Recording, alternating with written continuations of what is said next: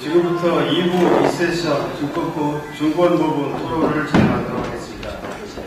지금 시간이 오후 2시 반이 좀 넘기다 보니까 다들 좀 피곤하시고 집중력도 떨어지신 것 같은데요. 저희가 모처럼 마련한 금융산업 발전 전략을 위한 자리니까 조금만 더 집중력을 가지시고 토론에 임해 주시기 바라겠습니다. 그러면은 2부 2세션 증권 부분 토론을 지금부터 진행하도록 하겠습니다. 토론의 진행 방식은 아까 2부 1세션 은행 카드 세션 쪽에서 진행했던 대로 먼저 주제 발표자가 발제를 하시고요. 나머지 두 분 패널 분들이 돌아가시면서 토론에 임하시겠습니다. 그리고 나서는 서로 간에 질의응답할 부분이 있으면 잠깐의 질의응답 시간을 갖도록 하겠습니다. 그러면은 먼저 2세션 증권 부분 주제 발표자로 나서시는 신인석 자본시장 연구원장님을 소개드리겠습니다. 박수로 맞아주시기 바랍니다. 네, 감사합니다. 소개받은 자본시장 연구원장입니다. 제가 감기 걸려서 목소리가 약간 잠겼습니다. 거기에 대해서 먼저 양해의 말씀 부탁드리겠습니다. 세 개의 향으로 구성이 되어 있습니다. 먼저 환경변화, 그 다음에 하나 맛있는 과제, 간단하게 보여드리도록 하겠습니다. 환경변화 다 아시는 것처럼 고령화 기술 혁신, 오늘도 여러 번 드렸을 말씀이고요. 그 중에서 제일 중요한 것은 고령화인데, 하여튼 고령화는 어제 오늘의 현상은 아니지만 2008년이 뒤로 지난 5년은 거기다 이제 저성장 저물가, 뉴노멀 시대라고 얘기를 하고 있습니다. 이게 가져오는 금융산업에 대한 수요 변화, 특히 자본시장과 금융투자 산업에 대한 수요 변화가 있습니다. 첫 번째로는 무엇보다도 국민의 노후소득 안정화를 금융투자 산업이 책임져줘야 되는 그런 새로운 요구가 있습니다. 밑에 그림에서 보시는 것처럼 국민연금은 이미 천만적인 증가 속도에 의해서 세계 거의 가장 큰 연금 기금으로 발돋움 하고 있고, 퇴직연금도 빠른 속도로 퍼지고 있습니다. 그만큼 알려지지는 않았는데 비슷한 속도로 따르게 크게 변하고 있다는 또 하나의 환경 변화가 있습니다. 해외 투자의 급증입니다. 여기 지금 보시면은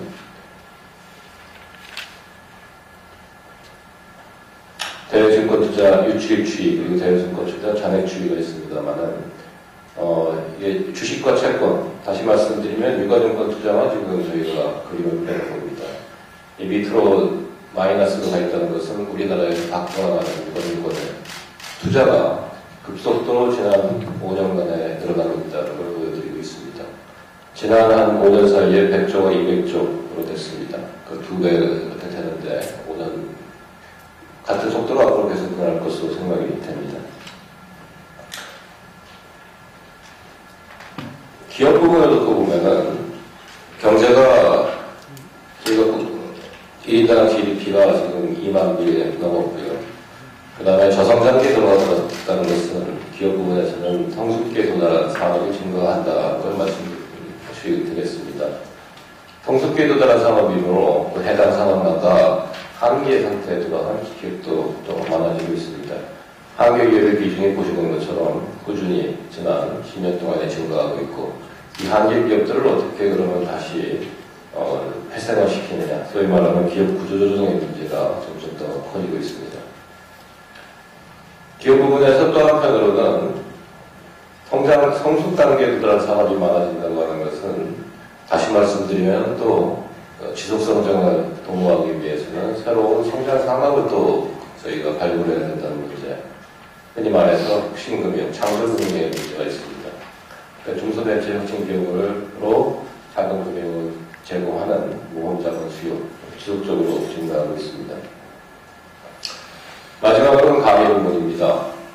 가계 부분에서는 고령화가 저금융으로 인해가지고 비금융자산을 포함한 그동안 우리나라 가계부분들 대부분 자산 보유 형태는 부동산 자산이 60%, 70%를 가지고 있고, 나머지가 이제 금융자산이고, 금융자산에서도 아주 극히 일부가 금융투자 산업 또는 자본시장에 투자되는 그런 형태였습니다만은 고령화가 되게 되면 누가 시켜서가 아니라 저절로 이 자산부의 형태가 구조조정이 있을 수밖에 없습니다.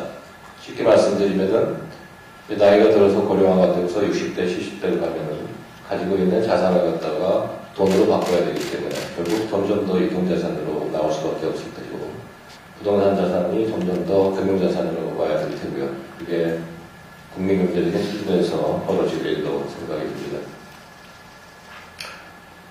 이런 가운데 한편에서는 새로운 산업 내지는 시장에 저희가 겪어보지 못한 어떤 그 도전이 있습니다. 불안전 판매 이슈라고 하는 것인데 사실 요즘 이 금융산업에 대한 신뢰 얘기를 많이 합니다.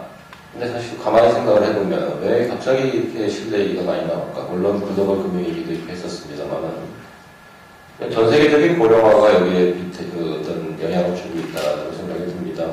여기 보면 지금 국내 사례도 있고 해외 사례도 있고 이렇게 써놨습니다만은 이 불안전 판매 문제나 이슈는 우리나라만이 아니라 지난 10년 동안 최근으로 올수록 전 세계적인 현상으로 나타나고 있습니다.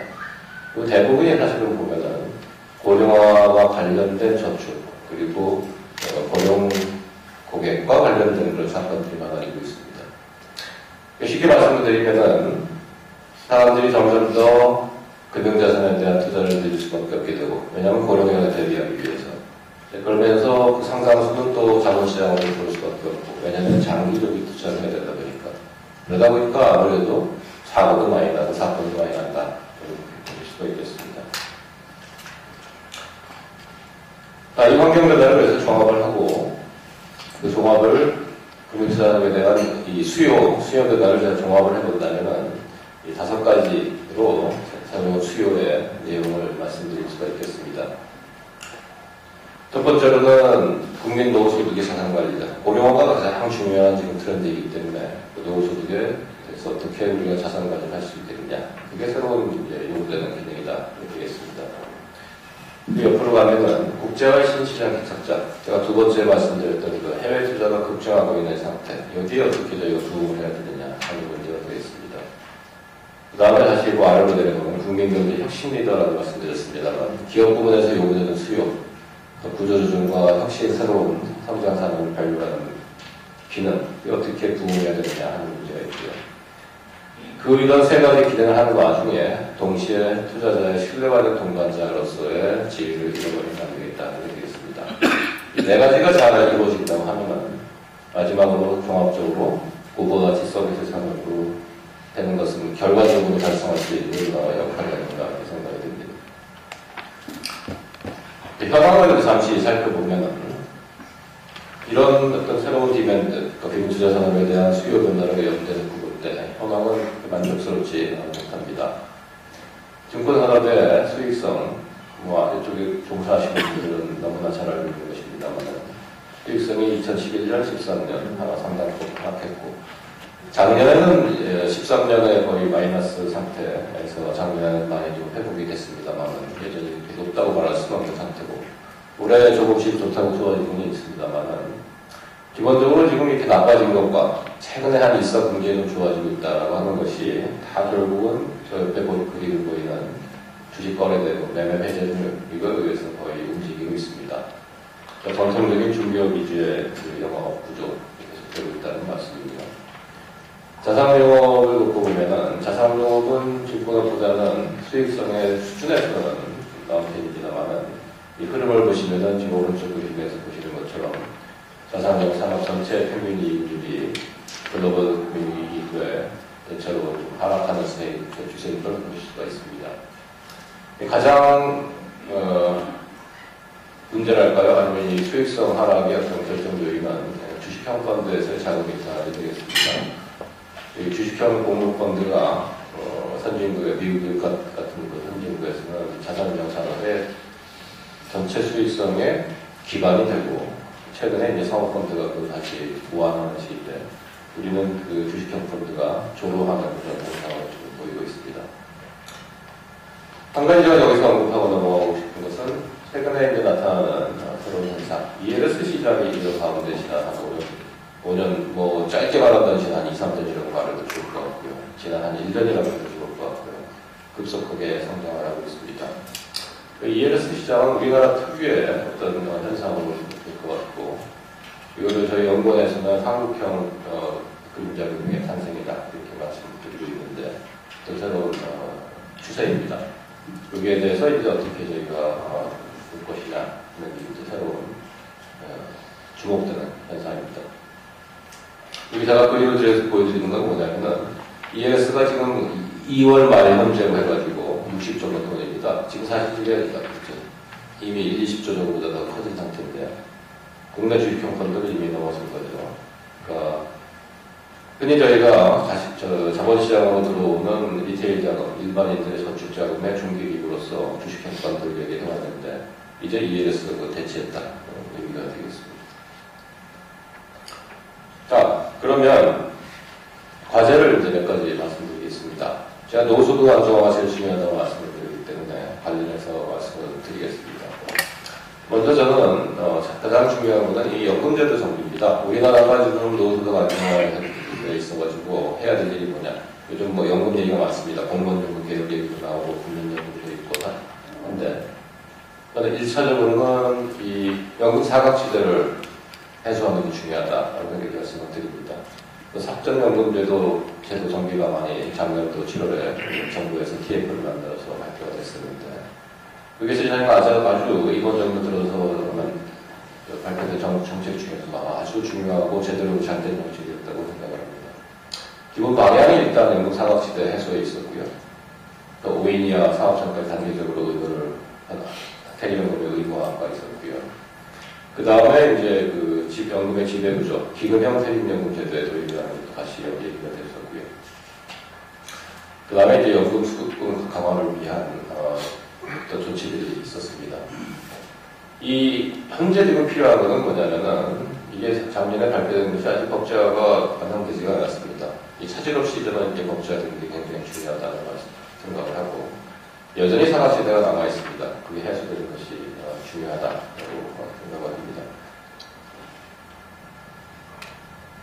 그 다음은 국민연금 기금 지배구조 개혁이다 이렇게 말씀을 드렸는데 약간 왜 주로 연금 얘기를 하냐라고 의아하게 생각하실지도 모르겠습니다만은 지금 우리 자본시장 발전 그리고 금융처 산업 발전 나아가서 국민경제에서는 가장 중요한 금융 쪽의 이슈가 뭐냐라고 하면은 다시 반복해서 말씀드리지만 연금입니다. 그 연금에서 결국은 뭐냐? 사적연금은 사각지대 해소 문제고 국민연금은 일단 기금지배구조 해소 개혁이다라고 말씀을 드립니다. 현재 1000조를 눈앞에 두고 있는데요. 거기에 걸맞지 않은 지금 운영체제를 갖고 있습니다. 그래서 여기 지금 제가 주로 소개를 해놨습니다만 테크니컬에서 뭐 사실 제가 들어가지는 않겠습니다만 이 독립된 미국 운영체제를 만들어야 된다. 이게 핵심이 되겠습니다. 그 다음에 이제 ISA. 이게 우리나라에서는 지금 개인종합자산관리계좌. 제가 아까 조금 전에 세션에서 잠깐 봤습니다만. 요거의 의의를 여러 가지 측면에서 말씀들을 하시는데, 저는 이게 노후소득 안정화에서 일단 좀 말씀을 드리는 게 좋다는 생각이 들었습니다.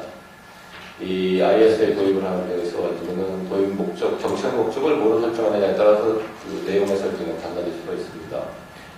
근데 영국이라든지 이런 데는 뭐 흔히 파이낸셜 인클루전, 그러니까 중저소득 측의 금융 소외 계층들이 금융 거래를 할 수 있도록 유인하는 데 좀 더 초점이 있었다고 한다면 일본 같은 데는 금융투자 상품에 좀 더 이제 투자를 하는 데 초점이 있었고, 저는 그 두 개가 다 우리나라에 같이 추구할 수 있는 것 아닌가 그런 생각을 하고 있습니다. 이게 도입되는 건데 차질이 없죠. 지금 노인위가 막 시작되는 단계입니다. 그리고 사실 저희 연구원도 다음 주 3월 30일에 이 관련된 정책 토론을 합니다만 논의가 활발해져서 올해 중에는 법안이 제출될 수 있으면 좋겠다고 생각을 합니다. 노후소득 안정화 다음으로는 위험자금 생태계에 대해서 좀 말씀드리겠습니다. 이건 기업 부분의 수요 변화에 대한 이 관련해서 이제 저 개인적으로도 그렇고 저희 연구원에서 몇 번 말씀드렸던 거는 사모펀드 쪽의 규제 체계 일어나 있습니다. 우리 지금 사모펀드 자본시장 개정안이 올라가 있습니다만 그게 개정안이 통과가 된다 하더라도 그건 여전히 할 일이 남아있다. 그것이 뭐냐? 현재 공모펀드 체계 안에 들어가 있는 사모펀드 규제 체계를 아예 끄집어내야 된다. 저는 그 사모펀드, 공모펀드 사모펀드 규제 이원화, 규제 체계 이원화라고 얘기하기도 하고 또 사모펀드 통합법이라고 얘기하기도 하는데 그 작업이 바로 저는 올해 시작돼야 된다라고 생각을 하고 있습니다. 그 다음으로는 이제 요건 저희가 요즘 좀 얘기하기 시작한 겁니다만 장외 주식 거래 활성화 이건 또 좀 테크니컬하긴 한데 오늘 이렇게 제가 말씀드리고 싶습니다. 우리나라에서는 주식 유통이다라고 얘기를 하면은 상장 주식의 유통감을 생각을 합니다. 그러니까 우리가 아는 기업들, 삼성전자라든지 뭐 현대자동차라든지 그 주식들의 유통감을 생각을 하고 있는데 지난 10년 동안 21세기 들어가가지고 소위 말하는 자본시장 선진국에서 나타난 주식시장, 나아가서 자본시장의 진화, 새로운 진화는 뭐냐? 상장 이전 단계 주식의 유통이 점점 더 활성화되고 있다. 라는 것이 되겠습니다. 그래서 저는 이건 자본시장의 완성 측면에서, 우리나라가 자본시장의 완성 측면에서 상장 이전 단계, 당외 주식시장의 운용체계가 조직화되어야 되는 그 단계의 필요성이 높은 단계다라고 생각합니다.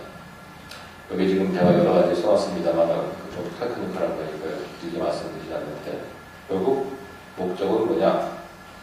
장외 주식시장의 운용체계라고 하는 문제를 우리나라가 이제 처음으로 생각할 때가 됐다. 사실 자본시장 통합법에서는 여부에 대한 기세대로 갖춰져 있지는 않습니다. 그 과제를 여기다가 접수하게 되겠고요. 국제화 문제는 여러 가지가 있습니다만 여기 좀 하나만 써놨습니다. 외환거래법 사항입니다. 금융투자업자가 지금 외환거래를 거의 못하게 돼 있는 상황입니다. 그 이유가 뭐냐? 외환거래법이 우리나라 이제 외국한 은행 체제라고 얘기하는데 외국한 은행 체제 중심으로 되어 있고 외국한 은행은 은행들입니다. 기본적으로 은행이 아닌 다른 은행들은 예외적으로 외환거래를 할 수가 있게 되어 있습니다. 그 체제가 저는 완전히 바뀌어야 된다. 외국한 은행 체제를 저는 외국한 금융회사 체제로 바꿀 거를 주장을 하고 있습니다. 외국한 금융회사는 업종이 아니라 적격성만을 기준으로 해가지고 외환업무의 범위를 외환업무의 범위를 금융업종이 아니라 금융회사의 적격성에 의해서 결정하자라고 되겠습니다. 마지막으로 여기까지 시장의 기본적인 질제고를 위해서 계속 해야 되는 과제들을 좀 써놨습니다. 여기 지금 기관투자가 역할공학을 말씀을 드렸는데 또 하나로 뭐 스튜어디시 코드가 국민연금에 배당권을 줄 건 얘기를 했습니다. 이거는 지금 앞에 말씀드린 여러 과제 다 연관이 됩니다. 우리 지금 주가가 매년째 2,000선에서 맴돌고 있습니다. 최근에 주가가 조금 올랐다고 생기가 돌고 있습니다만 그 주가를 올리는 원동력은 다 지금 외국인 투자자들입니다. 그 주가가 왜 안 오르느냐? 뭐 원론적으로 말하면 두 가지입니다. 하나는 기업들이 아직 수익성 회복이 안 됐고 다른 하나는 수익성이 있는 기업들의 현금은 그것이 주주의 현금인지 아닌지 잘 모르겠다는 게 있습니다. 결국 주주 친화 경영이 나옵니다. 기업의 수익성 문제와 주주 친화 경영의 확률 문제. 그 후자 문제에 있어서 기관 투자가 역할이 굉장히 중요하다. 그래서 우리가 기관 투자가 역할, 또 국민연금의 배당을 줄 거는 지난 몇 년간은 이걸 마치 어떤 이데올로기론이나 진영 싸움처럼 보는 사람들이 있었습니다만은 이전에 이거는 국민들의 노후소득을 보장하기 위해서는 국가를 어떻게 올릴 것이냐 하는 게 중요하고 결국 주주 친화 경영을 그럼 달성하는 데는 어떻게 해야 되느냐 하는 문제다. 먹고 사는 문제가 됐다라고 말씀을 드리고 싶습니다. 그 다음에 이제 투자자 신뢰죠. 아까 제가 말씀드린 지금 고령화가 되면서 전 세계 자본시장과 금융산업이 당면한 과제입니다. 고령 고객들이 금융투자 산업과 자본시장에 대한 투자가 늘어나면서 사건 사고가 늘어나고 있습니다. 그러면서 신뢰가 되는 그런 신뢰 위험이 높아진 거죠. 이런 새로운 위험에 이제 어떻게 우리가 대응해야 될 것이냐. 이 위험은 저는 그러니까 특별히 갑자기 금융업계가 잘못했다라는 시각보다는 새로운 환경 변화로 새로운 위험이 나왔구나라는 걸 저는 인식을 하는 것이 필요하다고 봅니다. 업계와 모든 감독당국. 금융투자 업계 스스로의 노력이 물론 가장 먼저 중요할 테고요. 제가 지금 이 문제를 우리가 해결하는 데 있어가지고는 ELS 문제를 어떻게 우리가 다룰 것이냐 하는 게 저는 가장 좋은 시금석이 될 수 있지 않을까 이렇게 생각을 합니다. 굉장히 복잡한 상품입니다, ELS는. 네. 여기에 대해서 투자자 신뢰 문제가 발생하지 않도록 어떻게 할 것이냐 그런 게 필요하다고 보고 거기까지 써놓고 저희가 또 다른 자료에서 좀 제안하는 방안들도 있습니다.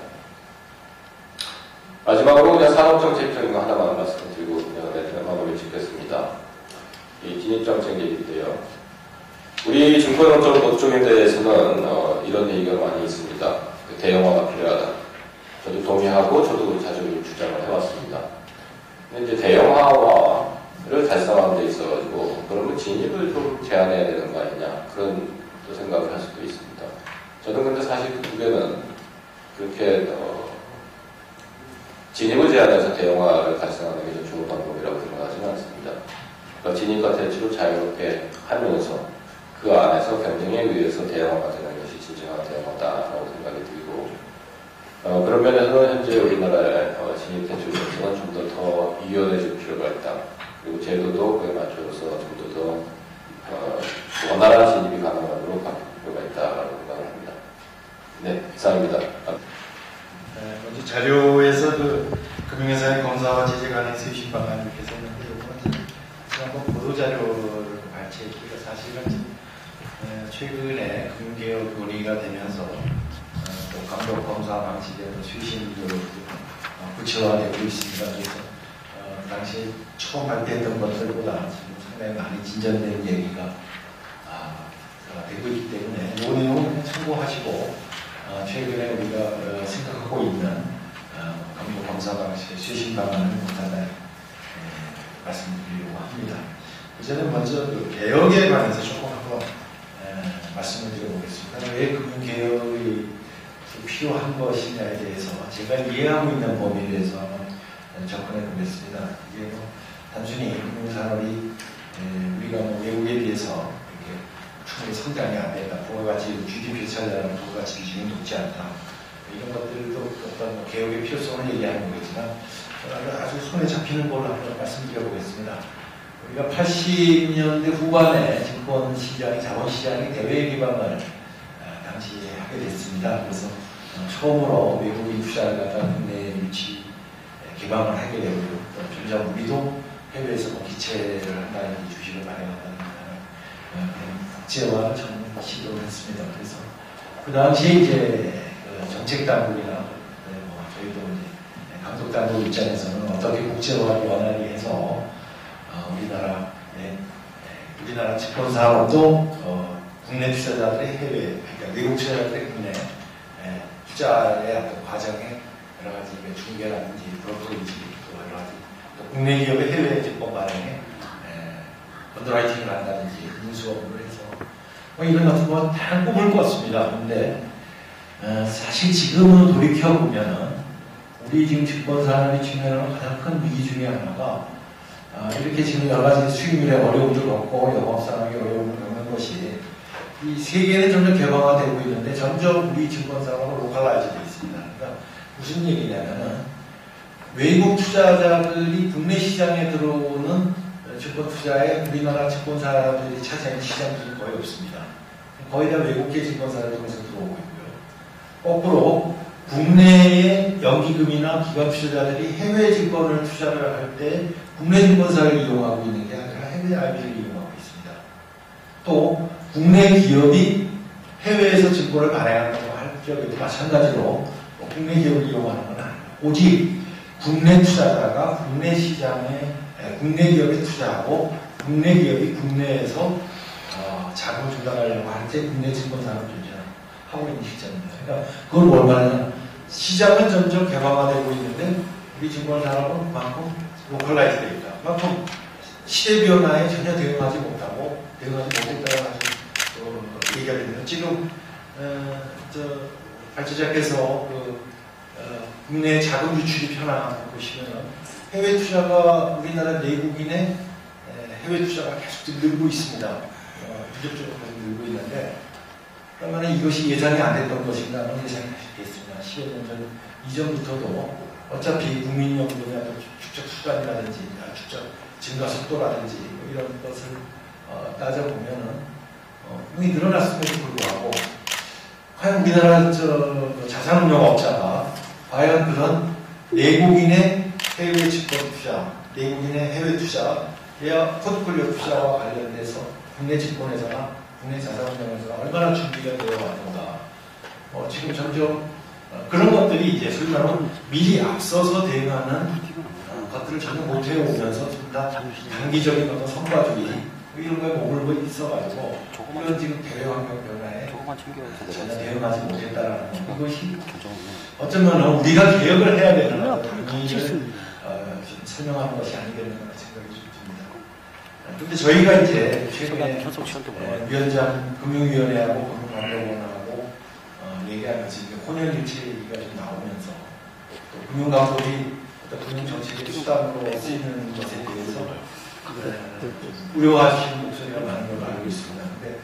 그런데 금융감독원 입장에서 이것을 이해하는 것은 어떤 우리가 어떤 금융위원회가 한 금융정책의 수단으로 금융감독을 하겠다라는 것이 아니라 우리의 금융감독의 어떤 고유한 목표들이 있습니다. 예를 들면 건전성 감독이라든지 공정한 시장 거래 질서라든지 투자자 보호라든지 소비자 보호라든지 이런 몇 가지 목적을 달성하는 그런 감독 검사 방식이 지금의 개혁을 추진하는 것과 서로 이렇게 역행하지는 않아야 되겠다. 좀 더 방식이 그런 개혁들이 이루어지는데 조화롭거나 이렇게 조화로운 방식, 좀 더 친화적인 방식 이런 방식으로 해주는 것이 어떻겠는가. 그러니까 같은 목적을 달성하더라도 과연 옛날과 같은 변하지 않고 감독과 검사 방식을 변하지 않으면서 과연 그 금융회사나 금융시장은 개혁할 것을 요구할 수 있겠는가. 저희가 볼 적에는 여러 가지 저희 스스로 돌이켜볼 적에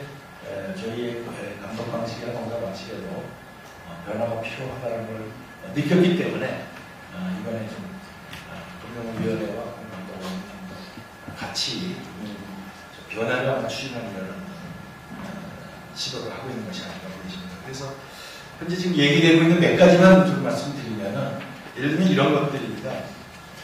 우리가 이제 금융검사와 관련돼서는 매번 이렇게 왔다 갔다 하는 좀 시계 추처럼 왔다 갔다 하는 게 있었습니다. 그래서 어떤 때는 이제 컨설팅 검사, 아주 친화적이고 잘 이렇게 지도해주는 검사, 또 어떤 때는 아주 엄격한 원칙에 따라서 엄격한 검사, 이런 얘기를 양쪽으로 이렇게 얘기해서 사실은 좀 그때그때의 시대적 분위기에 따라서 시장의 분위기에 따라서 왔다 갔다 하는 감이 있는데 과연 그게 맞는 건가? 외국에 그러면서 항상 들었던 거는 외국의 사례였습니다. 그러면 외국은 한편으로는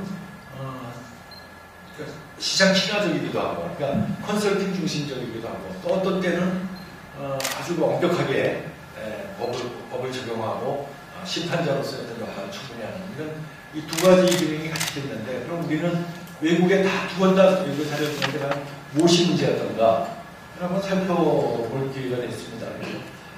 저희들이 한번 보니까 사실은 검사라는 하나의 방식에서 어떤 때는 컨설팅이고 어떤 때는 엄격한 법 집행 이런 개념이 아니라 외국은 사실은 두 가지의 기능이 조직적으로 분리되어 있습니다. 이그지미네이션이라 해가지고 일종의 그 심사 같은 것들을 하는 부서가 있고요. 한쪽에서 인포스먼트라고 해가지고 일종의 그 조사 집행을 하는데 어떤 법을 집행하는데 이렇게 부서가 달리 있습니다. 부서가 조직이 달리 있어가지고 그러니까 이쪽에서는 한쪽에서 이그제미네이션을 하는 이런 부서에서는 사실 이렇게 지적하고 하는 게 아닙니다. 여러 가지 시장 상황을 관찰하고 감시하고 또 그러면서 거기에 여러 가지 새로운 위험 요인이 무엇인지 일종의 감독의 안테나 기능을 하는 그런 부서가 있었고 또 한쪽에는 아주 법 위반이 발견이 되면 끝까지 추궁해서 그야말로 형을 살게 하고 수십억 몇억 분의 과징금을 때리기도 하고 하는 그래서 두 가지 부서가 별도의 기능으로 존재했는데 사실 우리는 검사부서라는 감독원 같은 경우에는 금융기관의 경우에는 검사부서 하나가 이 두 가지 요구를 같이 요구를 받는 경우가 많았습니다. 그래서 그러다 보니까 시대의 상황에 따라서 왔다 갔다 하면서 상당히 혼란스러운 측면이 있었습니다. 그래서 저희가 지금 생각하고 있는 거는 두 가지 기능을 우리가 한번 좀 시도를 해봐야 되지 않는가. 그래서 사실은 특별히 그 위법 행위를 적발할 목적으로 검사하는 게 아니라 일상적으로 과연 시장에서 무슨 일이 일어나고 있는지 또 무엇이 제도적으로 빨리 대응해줘야 될 사항인지 위험 요인이 뭐인지 또 제도가 기존의 제도가 뭐가 잘못되어 있어가지고 뭐 이런 것들을 철폐를 해야 될 것인지 이런 것을 일상적으로 점검하는 그런 펑션을 하는 데가 기능을 하는 데가 있어야 그런 검사도 있어야 되겠고 또 하나는 한쪽에서는 아주 뭐 문제가 되는 것들에 대해서 엄격하게 소비자 보호나 공유한 거에 해야 하는 것에 대해서는 아주 엄격하게 하는 그런 검사 기능이 있어야 됩니다. 이렇게 생각을 합니다. 그래서 이게 외국 같은 경우에 두 개 부서로 조직 분리가 되어 있는데 아직 우리가 뭐 지금 현재 단계에서 두 개 부서로 조직을 나누고 있습니다. 일단 한 부서 내에서라도 이러한 점검 중심의 검사 기능을 강화시켜 나가겠다. 그런 것들 한번 시도를 해보겠다는 게 하나의 지금 논의되고 있는 것들 중에 하나고요. 두 번째는 이런 겁니다. 증권업에 있어서 지금 우리가 흔히 기획검사가 뭐 이런 일을 하면서 찾아 들어갈 때 미리 예고를 안 합니다. 그러니까 불시에 들어가서 이렇게 막 문제점을 발견하고 이렇게 지적하고 하는 이거는 지적을 위하여는 불시에 들어가는 게 좋겠죠. 그러나 우리가 만약에 실제 시장의 변화를 꾀하려면 굳이 우리가 직접 뭐 불시에 들어가고 예고도 없이 들어갈 게 아니라 미리 예고를 하는 겁니다. 우리는 이런 걸 집중적으로 하겠다. 그래서 회사 내에서 스스로 통제하게끔 하고 그래도 우리가 1년에 한 6번의 경우에는 미리 이런 부분에 대해서 집중적으로 검사를 하겠다. 이런 거에 대해서 여러분 준비하고 있어라. 그러면 회사 스스로 여러 가지 변화를 좀 꾀할 겁니다. 그래서 그러면 우리가 검사를 안 하면서도 실질적으로 더 효과적으로 시장의 변화와 산업의 어떤 영업 질서의 변화를 꾀하는 데 도움이 되지 않을까. 그러니까 우선 잡기 위한 변화가 아니라 실제로 변화를 가지고 영업과 행태의 변화를 가져오는 그런 방식의 검사도 작업적으로 생각해 봅니다. 또 하나는 이제 우리가 지금 그 금융투자회사의 어떤 내부 통제자들이 있습니다. 주법감시나 리스크 관리자들이 있는데 이런 사람들을 우리의 파트너로 보겠다. 이제는 우리가 뭐 어떤 그 사람들을 어떤 객체로 보는 게 아니라 우리가 감독 업무를 행하는 어떤 그쪽에 있는 어떤 우리의 파트너다라는 생각을 갖고 모든 대화의 중심은 그쪽하고 우리가 논의를 하겠습니다. 그래서 협의도 하고 같이 하고 제기해 가면서 같은 일종의 이 시장의 어떤 건전성을 위해서 노력하는 하나의 위치는 달리 있지만은 같은 파트너라고 생각을 해서 그들을 아주 존중하고 아주 동등한 파트너로 대우할 생각입니다. 그래서 모든 의사소통로의 창구를 주법감시를 대상으로 하겠다든지 이런 것들이 이제 그들을 파트너로 보는 그런 시도가 되겠습니다. 이런 또 이제 조금 하나만 더 말씀드리면 우리가 좀 더 검사의 역량도 무슨 이렇게 미리 예고해 놓고 우리가 지금 검찰에서 별건 검사하듯이 하다가 그래서 안 잡히면 이러지 않고 딱 예고했으면 예고된 범위 내에 우리가 장문하고 없으면 없는 대로 어떤 지적을 위한 지적 이런 거 하지 않고 정말로 예고된 것들대로 집행하면서 해보겠다. 대신 이제 어떤 이런 등등의 감독 검사 방식의 어떤 혁신을 지금 아직 확정은 되지 않았지만은 현재 좀 논의하고 있고 그리고 이런 것들이 실제 제가 왜 개혁에 도움이 되냐면은 예측 가능한 환경을 만들어낸다고 저는 봅니다. 시장에서. 근데 어떻게 보면은 뭐 저희가 이렇게 그 시장에 있는 플레이어들이 예측하지 못한 상황에 항상 노출이 되어 있을 때 적극적일 수가 없습니다. 그런데 우리가 조금 더 검사 방지 또 예측 가능한 범위로 하면서 회사 스스로가 통제해야 될 것이 무엇일까 알게 만들어주고 또 여러 가지 법규적 불확실성 같은 경우에 대해서는 여러 가지 비조치 의견서나 물권에서 좀 더 능동적으로 해서 시장 플레이어들이 어떤 예측 가능한 어떤 법제적 환경, 규제 환경을 인식하는 가운데서 그거 위에서 뭔가 새로운 시도를 할 수 있게끔 이렇게 함으로써 좀 더 혁신 친화적인 감독검사 방식을 달성하고자 하는 게 저희들 생각입니다. 이런 것들은 모두 이제 연연 이제 저희들이 구체화시켜서 시장에 나갈 생각이고 그런 것들이 개혁에 조금 더 큰 보탬이 되었습니다. 이상입니다. 네. 안녕하세요. 서강대학교 고영석 교수입니다. 원래 이 토론자는 저희 국회 같은 경우는 슬라이드를 가끔 준비하는 경우도 있지만 준비 없이 와서 한 5분 정도 얘기하는 것은 크게 부담이 없다고 생각하고 오늘 토론을 제가 하겠다고 했는데 주최 측에서 슬라이드를 준비를 하라고 해서 부담감이 확 올라왔는데 덕분에 그래도 한번 제가 평소 생각하는 걸 한번 정리해 볼 수 있는 그런 시간을 갖게 됐습니다.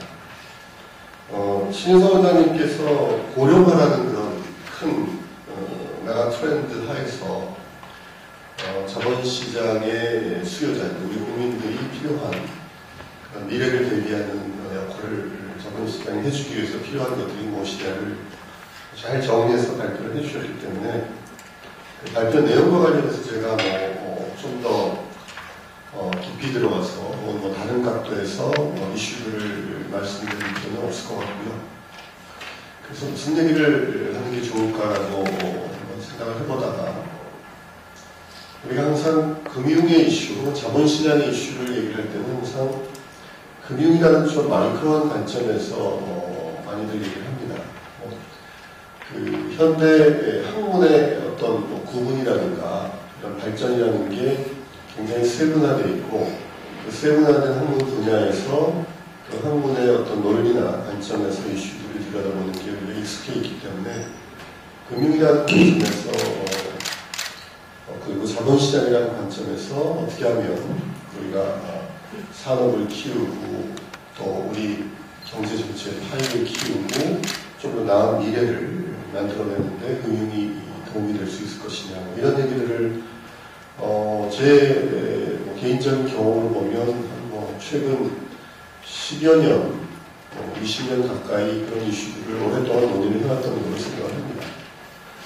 그런데 그런 것들이 잘 작동되지 않는, 우리가 생각하는 것만큼 그림이 그려지지 않는 것은 한편으로 생각해보면 이 금융이라는 것은 전체 경제 시스템의 일부이고 또 금융이라는 것이 돌아가기 위해서는 다른 경제 시스템의 하부 구조들, 예를 들어서 기업 시스템이라든가 혹은 정부, 정치 시스템이라든가 이런 것들과의 뭔가 내재적 일치성이라는 것이 좀 확보가 돼야지 우리가 생각하는 그림이 그려지지 않을까 하는 생각에 좀 더 시스템적이고 좀 더 매크로한 관점에서 한번 자본시장 발전을 위해서 우리가 어떤 것들을 좀 더 고민해야 될 것이냐 이런 얘기를 한번 정리를 해봤습니다. 이제 그러다 보니까 워낙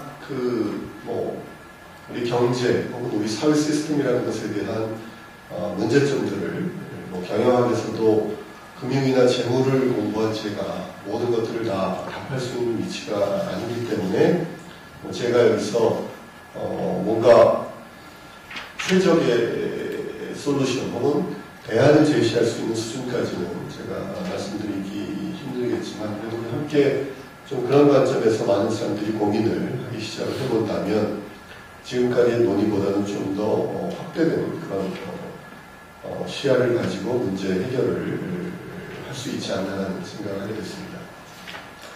간단하게 첫 번째 슬라이드 보시면 교과서에서 얘기하는 금융이 뭐냐랍니다. 금융의 우리 경제에서의 역할에 대해서 정리가 되어 있는데 이걸 하나하나 설명드릴 수는 없지만 간단한 예를 들어서 제가 재밌는 얘가 맥킨지라는 컨설팅 회사에선 90년대 후반, 2000년대 초반에 발표한 자료 중에 미국과 일본의 데이터를 가지고 비교를 한 것이 있습니다.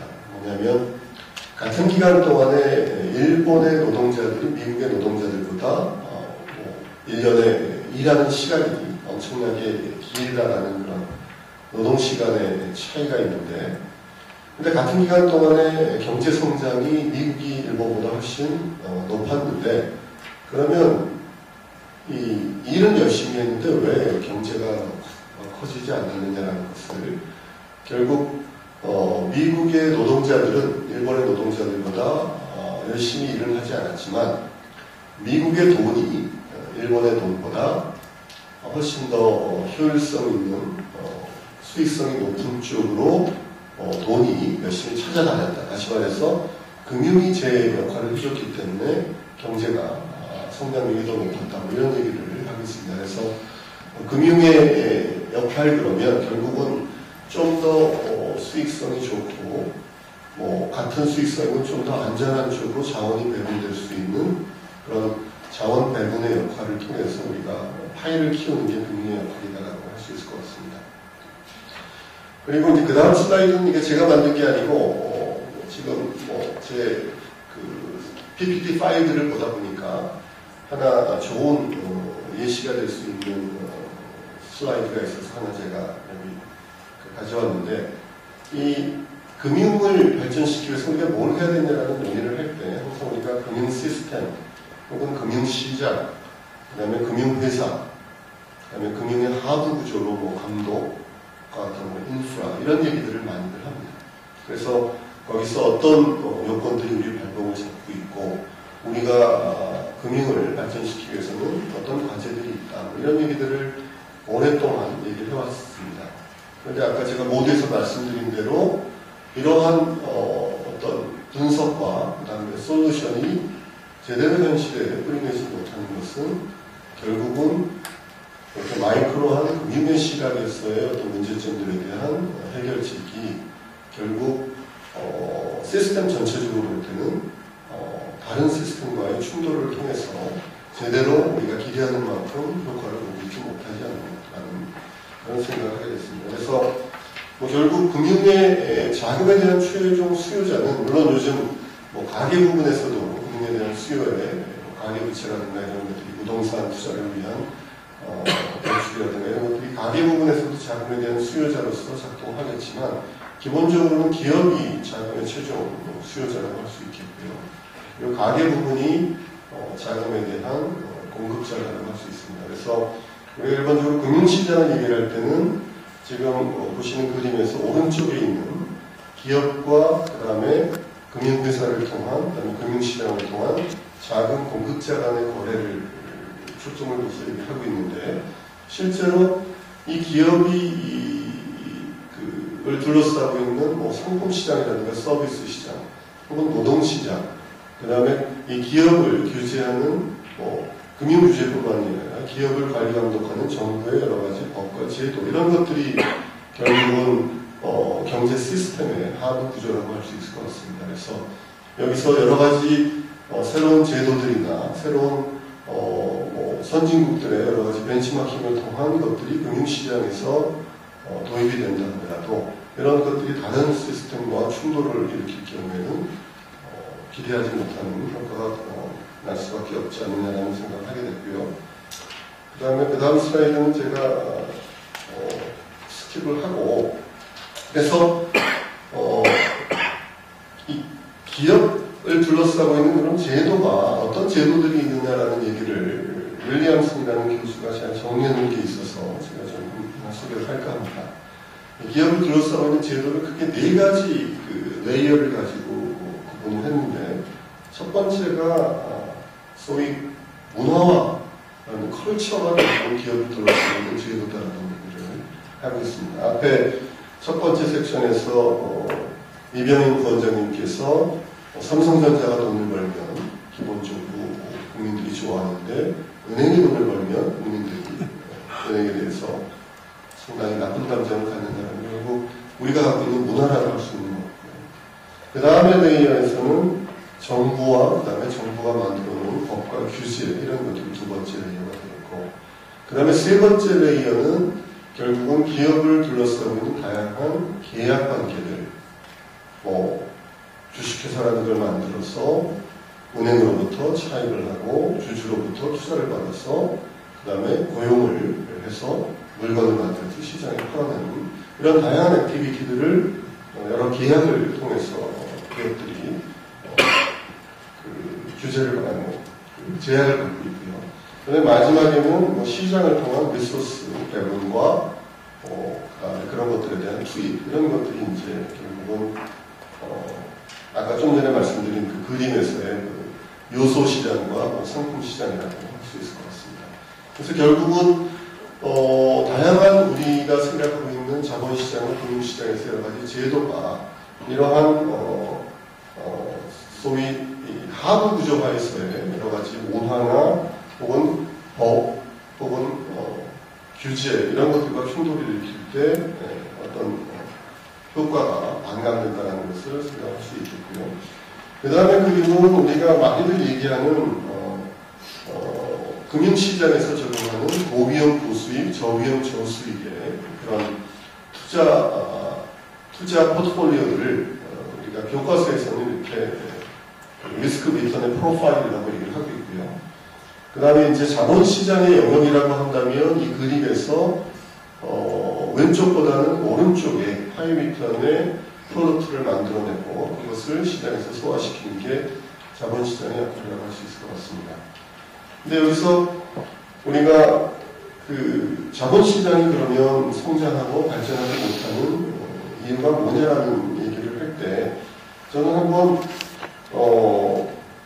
두 가지 이유가 있다고 한번 생각을 해봤습니다. 첫 번째는 우리나라의 이런 여러 가지 사회 문화적인 생태계상 이 리스크 리턴 프로파일이 교과서적으로 이렇게 우상향하는 그래프가 아니라 우하향하는 형태로 존재하는 것은 아닐까. 특히 중소기업의 문제를 우리가 얘기를 할 때 중소기업이 하이 리스크, 하이 리턴이라고 하는데 실제 들여다보면 중소기업은 리스크는 크지만 금융이라는 관점에서 보면 리턴이 충분하지 않은 그런 시장이다라는 생각이 들고요. 이것들을 시장의 그 관점에서 그러면 자금이 흘러들어가도록 하기 위해서 정부는 정책금융이라는 걸 통해서 자금을 공급을 하고 있습니다. 그래서 신용보증기금이 보증을 해주면 리스크를 줄여주는 걸로 그 리턴이 낮은 것을 투자자들이 자금이 흘러들어가도록 만들기 위해서 리스크를 줄여주는 역할을 신고를 통해서라도 정부가 정책자금을 투입을 하고 있다는 겁니다. 근데 그러면 이것이 중소기업 간의 문제냐? 저는 그렇게 생각하지 않습니다. 이거는 어떻게 보면 우리나라의 대기업들이 결국 시장에서 좋은 인력을 확보하고 있고 또 다양한 네트워크를 구축하고 있기 때문에 새로운 기업들이 그런 대기업과의 경쟁에서 경쟁할 수 있는 단계를 성장하지 못하는 진입장 기업을 설치하고 있기 때문에 그런 것들에 의해서 위험은 많지만 수익이 낮은 문제로 작동하는 것은 아니냐라는 생각이 들고요. 또 노동시장이 결국은 유연하지 못하기 때문에 이 자금이 플렉서블하게 투자가 되고 회수가 되는 것들이 여의치 않은 이런 노동시장에서 유연성 문제가 또 리스크를 높은 상태에서 리턴을 줄여주는 이런 문제가 있다는 생각이 듭니다. 또 하나는 그러니까 다른 가설인데요. 그 우상향하는 그래프가 그대로 존재하는데 금융회사들이 오른쪽에 관심이 없을 수도 있다는 생각을 해봤습니다.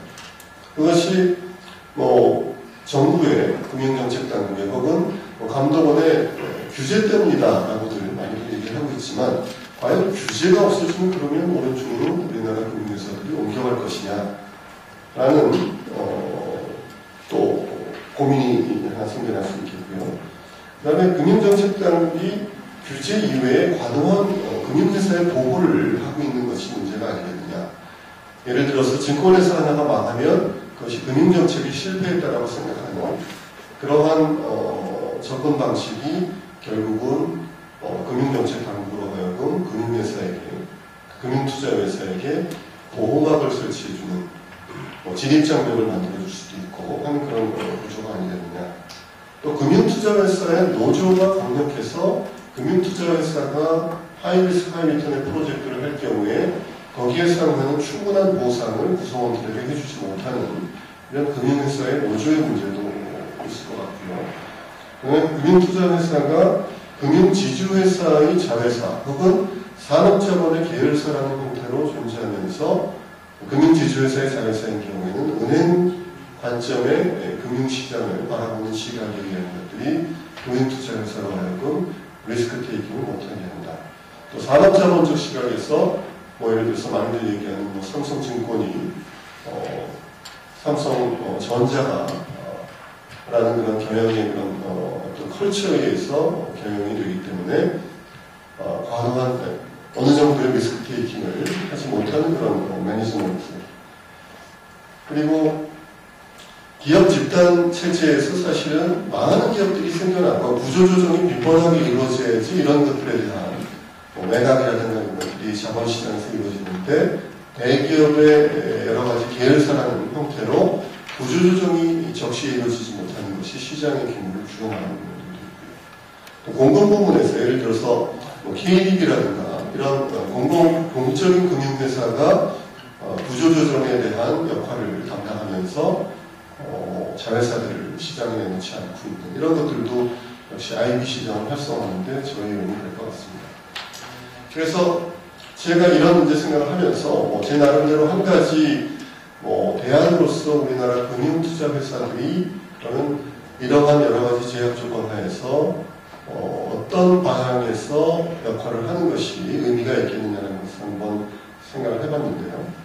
우선은 정치, 사회, 문화와 온라인되어 있는 그런 자본시장의 발전 전략을 한번 우리가 생각을 해봐야 되겠고요. 요즘 대기업의 CEO들이 인문학에 대한 열풍이 있듯이 우리 금융회사의 경영자 혹은 금융정책을 수립하는 정책 담당자들이 좀 인문학적인 관점에서 혹은 사회학적인 관점에서 좀 더 접근을 할 필요가 있지 않나라는 생각을 해봤습니다.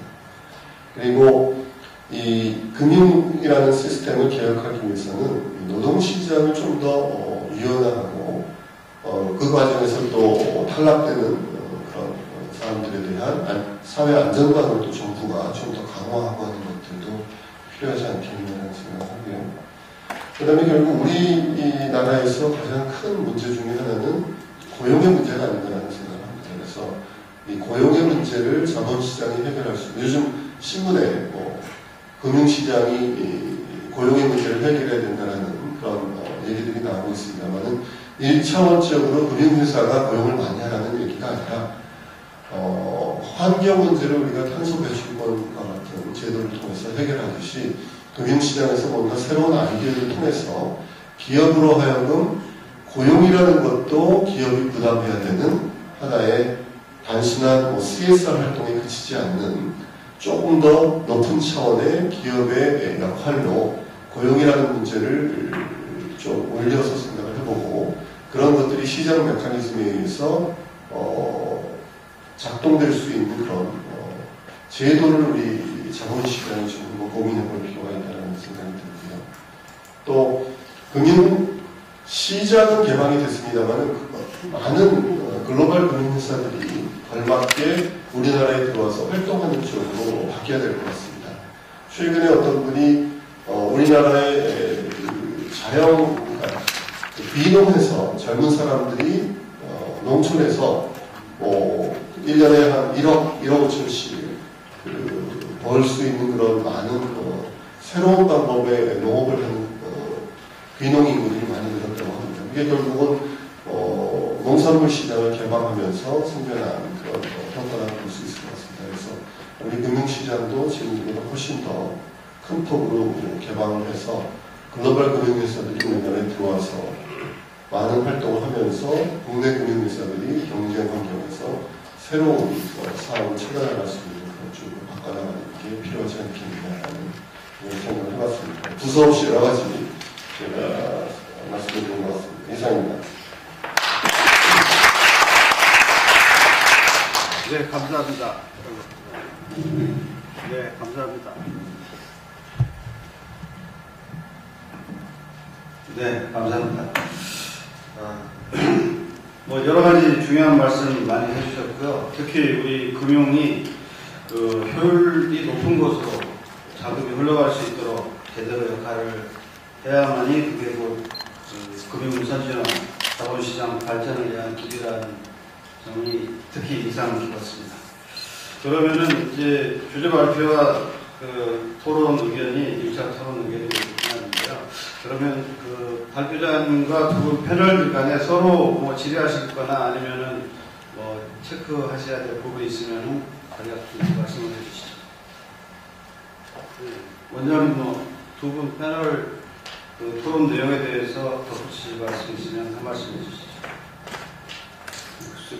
제가 좀 없는 것 같고, 이은태 보건자께서는 이제 금융 현재 문제가 되고 있는 금융규제 개혁 관련해서 금융감독 당으로서 금융감독이 어떤 역할을 할지에 대한 방향을 말씀해 주신 것 같습니다. 그래서 저도 산업의 종사자분들과 같은 입장에서 기대하는 마음으로 또 저희가 도울 일이 있으면 더 같이 도우면서 좋은 결과 있기를 기대한다 말씀드리고 싶고요. 박영근 교수님 말씀해 주신 거는 좀 더 이제 거시적인 상황에서 우리 자본시장과 금융투자 산업이 한 단계 더 도약하는 데 있어서 장애요인이 뭐냐 그런 거에 대해 좀 더 근본적인 고민을 말씀해 주셨습니다. 이제 저도 대부분 공감하고 이 자본시장이라고 하는 거 제가 그냥 그렇게 얘기하죠. 우리 노동과 자본 이 두 가지가 모여가지고 생산이 이루어진다. 뭔가 자본시장 쪽이 원활하게 안 돌아갔다는 거는 사실 다른 축도 뭔가 영향이 있다고 봐야 될 것 같고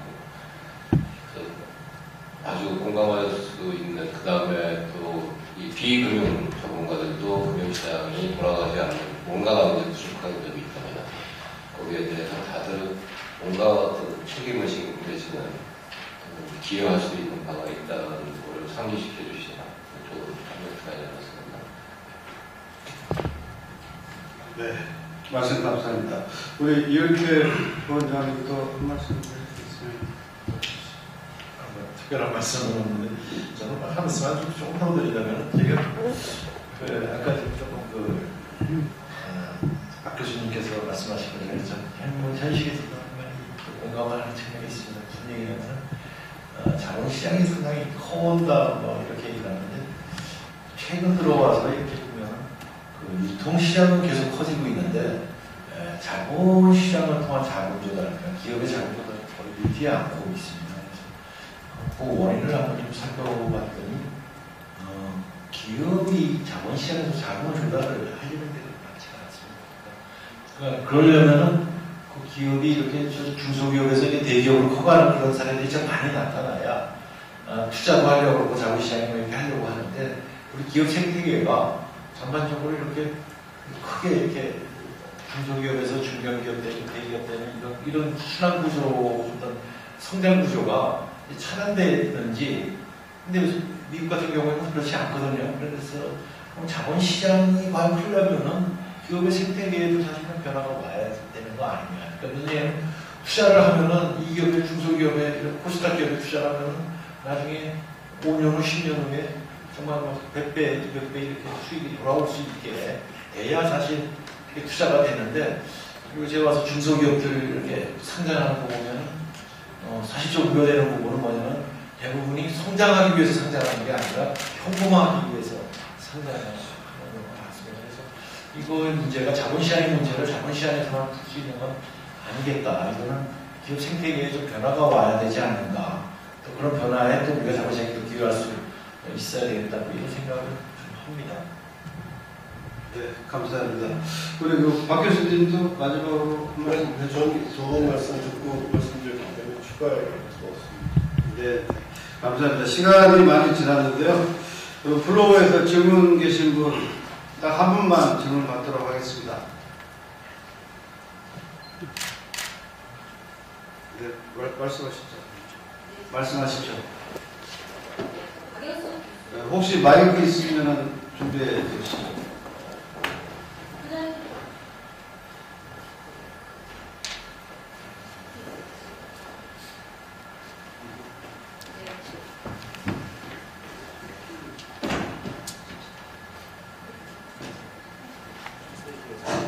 네, 저기 박영석 교수님께 질문 드리고 싶습니다.